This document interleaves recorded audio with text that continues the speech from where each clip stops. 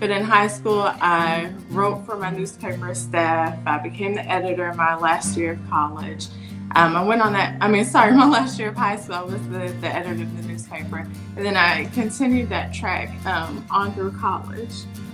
But it wasn't until my last semester of college that I decided that I didn't want to write the way that I thought I did, because I wanted to be a journalist.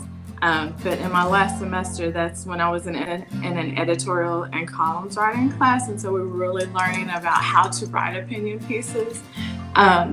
But this also happened, or I was in that class when September 11th happened. So prior to September 11th, we were analyzing the paper, looking at all the commentary, and all of the articles were about the biggest thing in the news at the time, which were shark attacks in the ocean. Right after September 11th happened. No more shark attacks. Right, no more shark attacks.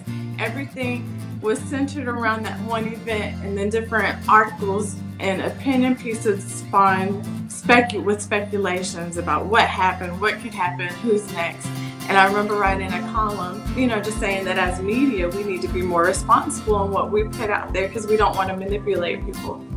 And so whenever I turned it in, my professor looked at me, and I'll never forget this moment, but she looked at me and she said, the media is a business too. So it was at that moment that I knew I couldn't write. I couldn't write for a newspaper because I didn't want to manipulate people.